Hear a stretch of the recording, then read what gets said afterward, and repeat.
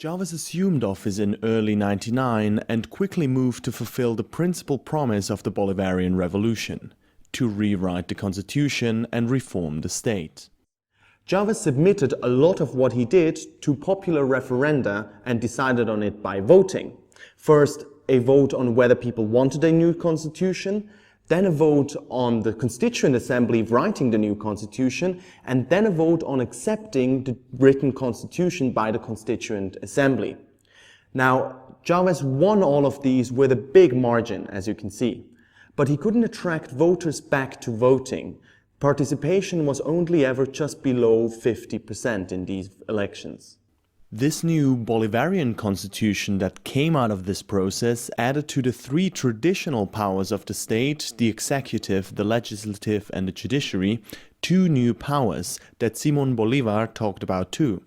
The electoral power, which is charged with overseeing elections, and the public power, which is charged with representing and defending citizens in their dealings with the other powers of the state. The bicameral Congress was converted into the unicameral National Assembly, and the power of the presidency was increased. Finally, the new constitution vastly expanded social rights for citizens, such as free healthcare, housing, free education up to tertiary level, and significant minority rights. So in summary, it is a sound social democratic constitution. Now, let's look at the politics of this. Chavez supporters mainly see in these referenda and in the election Chavez's democratic nature. But there is a political logic to this. Consider that his party, Movimiento Quinta República, had gained 22% of seats in the old Congress.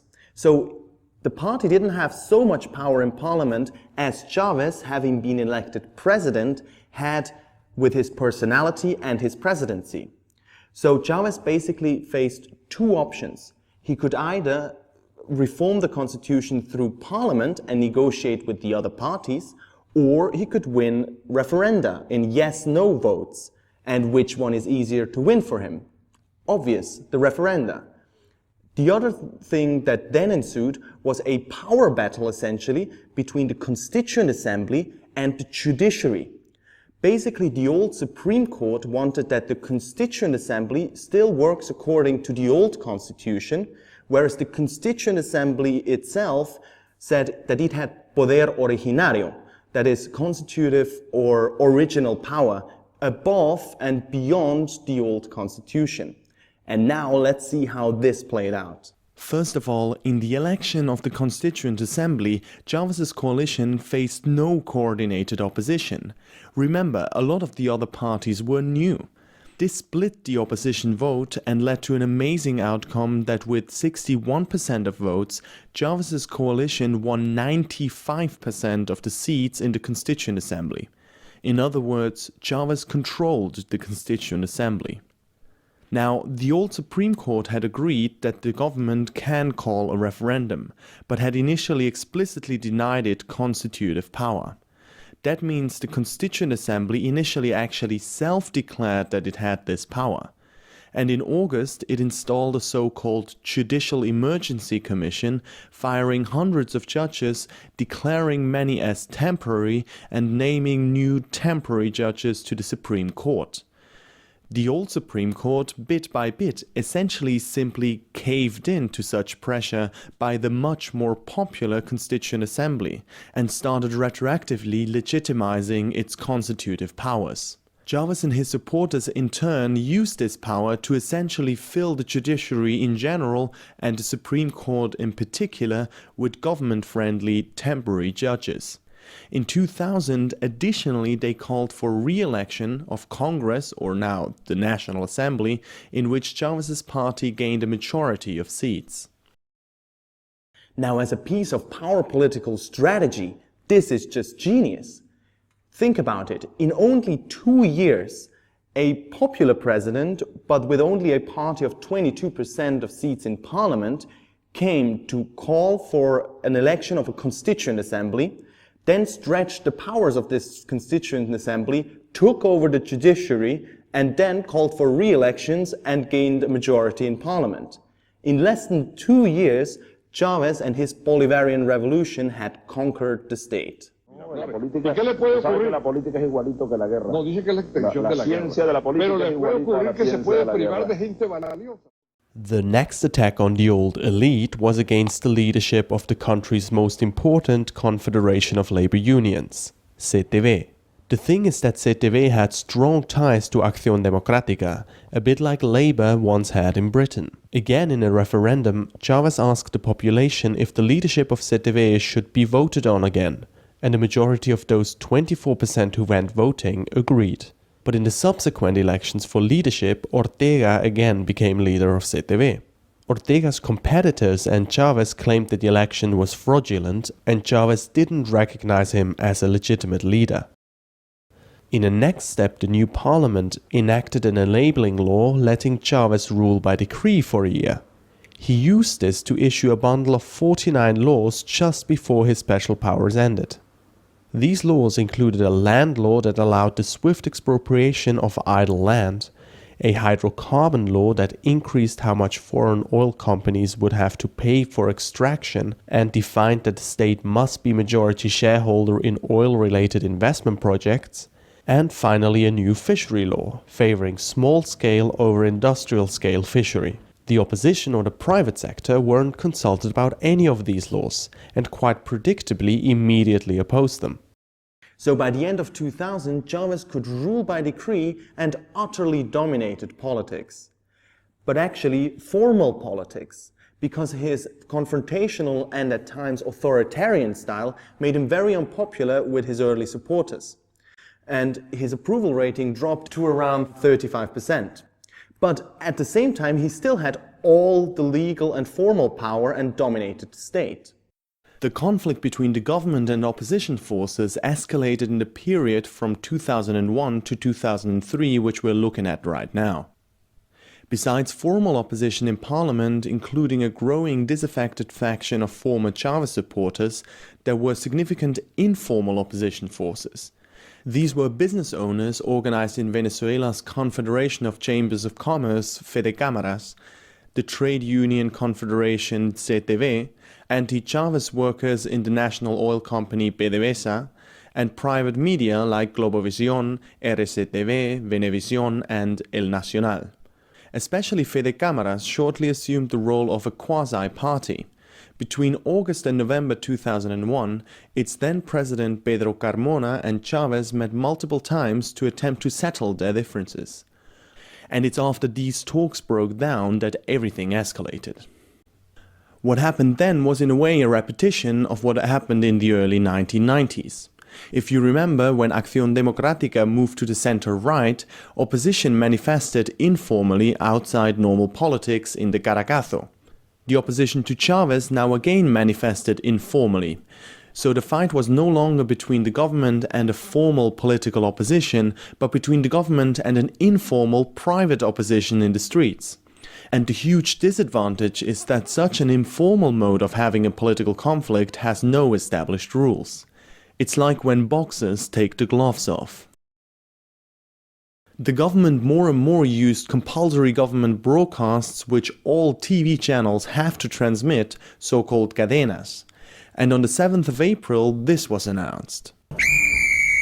Offside. Afuera. Está despedido de Petróleos de Venezuela. Yo no tengo problema de rasparlos a toditos si a toditos hubiera que raspar. The president fired officials of the national oil company PDVSA, accusing them of sabotage and replacing them with loyalists. The fight here was about how much power those in government should have over PDVSA.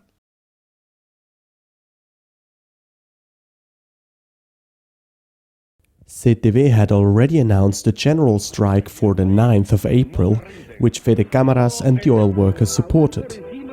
But now, they really put their foot down. Y si quieren guerra, guerra habrá. Hemos acordado no un paro de 24 horas ni de 48 horas, sino un paro general indefinido. Declarar una prórroga indefinida del paro nacional que tenemos ya en ejecución 48 horas. the opposition forces called for a protest march in support of the oil workers on the 11th of April 2002 from East Park to the headquarters of PDVSA in Chao. Around 1 million people answered their call.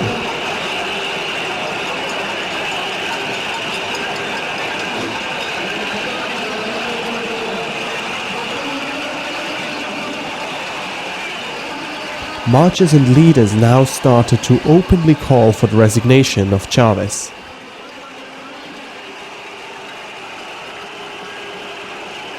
Con toda la responsabilidad con la que me dirijo al país, solicito en nombre de esta Venezuela democrática la renuncia del presidente de la República.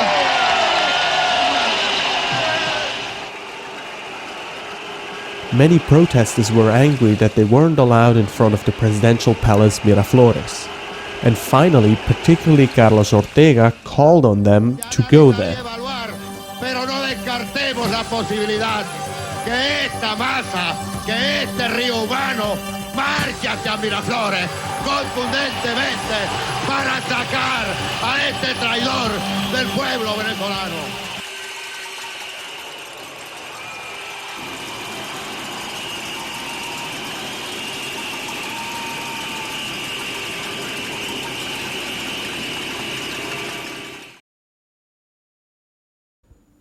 Around 1,000 to 3,000 government supporters had gathered around Miraflores for a few days already to defend their Bolivarian revolution.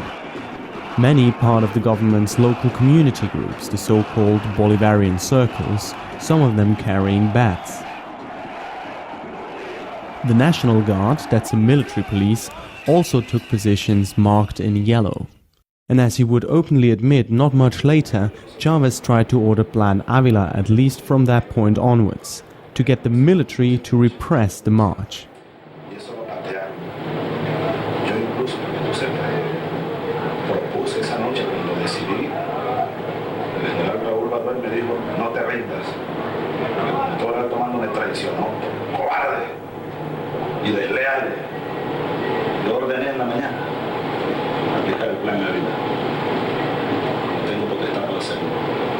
Cuando me enteré por órganos de inteligencia de las mismas Fuerzas Armadas y de la Fuerza Armada de que el plan insurreccional estaba enganchado y que el general Medina Gómez, el agregado de Venezuela en Washington, estaba aquí y trajo armas. De todas esas me enteré yo y ordené ante tanta evidencia Plan Ávila, el general Rosendo. El general Rosendo no hizo. Se me desapareció. Plan Ávila, presidente, no sé qué, ¿qué vamos a estar pensando? Plan Ávila. Bueno, voy al Frente Tiuna. Bueno, está bien, vete al Frente Tiuna. Entonces allá, no es conveniente. Entonces, agarré un radio que yo tenía. It's important to emphasize that except for the National Guard troops, the military doesn't have riot control gear, only military-grade weaponry. It thus is very likely that Chávez's order would have led to something similar to the Caracazo in '89. But thankfully, the military high command refused to implement Chávez's order and disobeyed. And when they got wind of that, he circumvented the chain of command and ordered it directly to a lower-ranking general. They stopped the tanks that were already in the streets on their way to Miraflores. But let's rewind to around 2 o'clock when the opposition march reached the neighborhood around Miraflores. And let's first hear what the National Guard should have done by the Guard's own Inspector General, Carlos Martínez. De repente cambiaron sus planes y dijeron, vamos a ir a Miraflores. Bueno, ¿y por qué no pueden ir a Miraflores? Está bien, había el otro bando en Miraflores. ¿Cómo no? Entonces, ¿cuál era la labor de la Guardia Nacional? Bueno, vamos a retener este bloque. Vamos a retener el otro bloque, vamos a mantener el colchón y vamos a impedir que haya una masacre. If you're interested in a more precise chronology, you can access detailed research in the references. But basically, in Avenida Sucre, the National Guard created the buffer zone Carlos Martínez hoped for. In Sur Ocho, it did at first, but eventually shot with live ammunition at protesters, killing 3 people. In Baral Avenue, the National Guard didn't do anything, even though they were stationed in the side streets in sufficient numbers. In their place, the Metropolitan Police stepped in. But from the beginning, they were shot at by gunmen interspersed in the government supporters, who later also shot at protesters.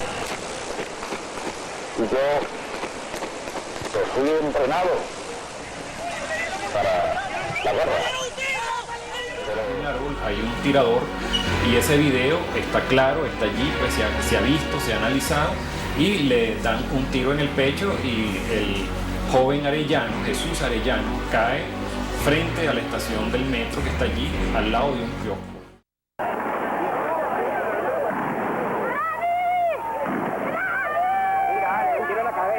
Los que están en la calle, que me están oyendo seguro, aunque sea por una emisora de radio, los que están en su casa, los que están alertas por allí, los que pueden estar un poco nerviosos, caramba. An intense firefight between the gunmen and the Metropolitan Police erupted that lasted for several hours and probably involved unidentified shooters from nearby buildings, particularly Hotel Eden, against government supporters. All in all, 13 people died in Avenida Baral. Then there is the zone before the presidential palace, where the government supporters were. There, 3 people died, even though there was no apparent violence going on. The government claims there were shooters from Hotel Ausonia nearby, which is very unlikely to be true. Throughout these events, the government tried and did block private TV channels that were reporting from the scene. Los medios de comunicación privados que querían mostrar lo que estaba pasando en la ciudad dividieron la pantalla. Igualmente la tuvieron que dividir en días anteriores porque el gobierno con estas cadenas hizo 31 cadenas en 3 días. Los medios de comunicación dividieron la pantalla en 2 para poder mostrar parte de los acontecimientos. Bueno, el gobierno les tumbó la señal. Los canales 2, 4 y 10. ¿Y por qué razón están fuera de señal? Hay otros canales con los que estaremos pendientes para la respectiva medida, la correspondiente medida. In the evening, the country's military, political, business and labor leaders virtually all condemned the violence and made Chávez responsible. This included, in particular, Chávez's long-standing political mentor, Luis Miquelena. Because Miquelena had many supporters, Chávez had with him lost his tight control over the state. The military united around General Vázquez Velasco and removed Chávez from office. They were convinced that the president's unforgiving, confrontational style created this crisis. They were acutely worried that the president circumvented the chain of command to order Plan Ávila so that the military repress a peaceful demonstration. Some were also under the impression that Defense Minister Rangel had ordered the Bolivarian circles to attack the opposition march. So the generals looked for an interim president. The next day they installed Fede Cámaras' leader Pedro Carmona to lead a transitional government. Carmona, however, had already upset Ortega by meeting the generals alone. Then he swore himself in with a rather exclusive interim government and dissolved the National Assembly and the new constitution. And with her, of course, Chávez's 49 decrees. With these anti-democratic measures, in less than half a day, Carmona's government had antagonized almost the entire country. And particularly the military. The same General Vázquez Velasco who ousted Chávez then issued an ultimatum to Carmona to undo his actions, and soon looked for a new interim president. Las Fuerzas Armadas Nacionales garantizamos la seguridad de todo el pueblo venezolano. Asimismo, exigimos que se restituyan todos los poderes públicos legalmente constituidos en este país, como son el Tribunal Supremo, el Ministerio Público, todo lo que está en vigencia. Como les digo, esto no es un golpe de Estado, nosotros respetamos las instituciones, no queremos violaciones a la Constitución, queremos y apoyamos a un gobierno transitorio que respete el derecho a todo lo que siempre hemos tenido. El problema que suscitó en Venezuela fue un problema de pérdidas humanas, donde el gobierno central perdió el control y la autoridad en un momento determinado. Plans to overthrow Carmona were developed in two additional parts of the military. As pro-Chavez demonstrators mounted before Miraflores, the presidential honor guard, which was not disarmed, took the presidential palace. But Carmona had already fled. Also, one of Chavez's old friends, General Baduel, planned a mission to bring Chavez back. Much later in 2013, via his lawyer, he would claim that he did not want to restore Chavez but put him before a military tribunal. Remember that at the time there was no Supreme Court anymore.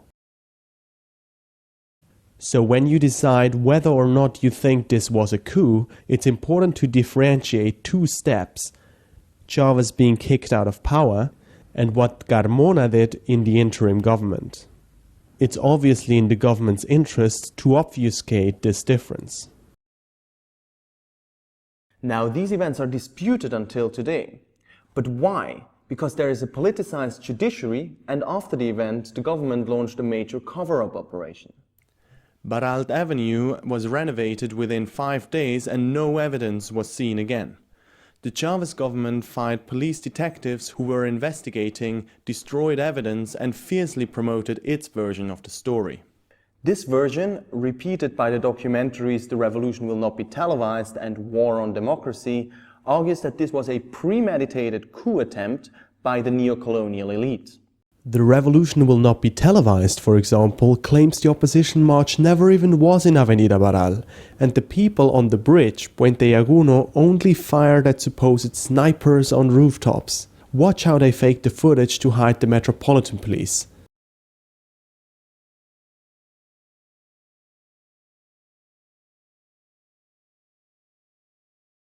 Also, never mind those who shot from Puente Yaguno openly admit they shot at the Metropolitan Police, because they are still convinced the Metropolitan Police was attempting a coup. En todo momento yo apunté y le disparé a la ballena de la Policía Metropolitana, que era la que nos estaba disparando a nosotros. Se estaba frenando las unidades que no pasaran, porque si ellos pasan, no son 15 muertos. Pasan de 400 muertos. En ese momento la Policía Metropolitana no era ninguna autoridad, era una fuerza de choque de los golpistas. That corrected, it's true that there likely was a gunman or sniper in Hotel Eden. Then there is another very grave distortion of truth when they are in the presidential palace and claim they had been surrounded by tanks and opposition military were threatening to bomb the palace. Veíamos por televisión que el palacio estaba rodeado de tanques. A pedirles nuevamente a el grupo de personas que están protegiendo al presidente de la República para que no opongan. General Rosendo, esos tanques que muestra la película eran para tumbar al gobierno. No, esos tanques, fue la única tropa del ejército que salió a la calle, fueron los que iban en esos tanques. Esos tanques, creo que 11 tanques aproximadamente, fueron los que sacó el general García Carneiro con el general Silva Gufredo, atendiendo una orden del presidente de la República de aplicar el Plan Ávila. Cuando el presidente no encontró eco para que yo aplicara el Plan Ávila, él le da la orden en forma directa a García Carneiro. García Carneiro me llama a mí y me dice, mire mi general, el presidente me ordenó el Plan Ávila y yo saqué los tanques. Se lo digo para que usted esté en cuenta. Y le dije, no, yo no estoy en cuenta, asume tu responsabilidad. Los muertos de aquí en adelante son tuyos, porque a ti nadie te dio órdenes para que tú sacaras los tanques. Esos tanques. These documentaries exclude important facts, like that the generals around General Velasco and he himself were key in ousting both Chavez and Carmona, and that Ortega didn't support Carmona's interim government. We think of the politics behind this at least in, broadly speaking, three groups. Those who kicked Chavez out of power, mainly the generals around Vázquez Velasco, Rosendo and Rincón, were, if anything, friendly to Chavez and without doubt institutionalists. Which is to say, they were loyal to what the law says, not which group they belong to. and they kicked Chavez out for entirely legitimate reasons that had nothing to do with treason, but instead with upholding the constitution. And let's just remind ourselves that Lucas Rincón here is still today Venezuela's ambassador to Portugal. That would be a weird kind of conspirator. Now, those who hijacked the interim government were broadly speaking a coalition of anti-Chavista military and businessmen. On the one side, they openly pressured Chavez to step down, together with the entire 1 million strong opposition march. The question is if they used illegal or immoral tactics, like, arguably, deviating the march to Miraflores in the first place. At any rate, a classical coup would be if the Red Group, the generals, had a political motive to kick Chavez out, like ties to the Blue or the Green groups. But they very probably didn't. The author Brian Nelson invented a good term. Let's call it a business coup.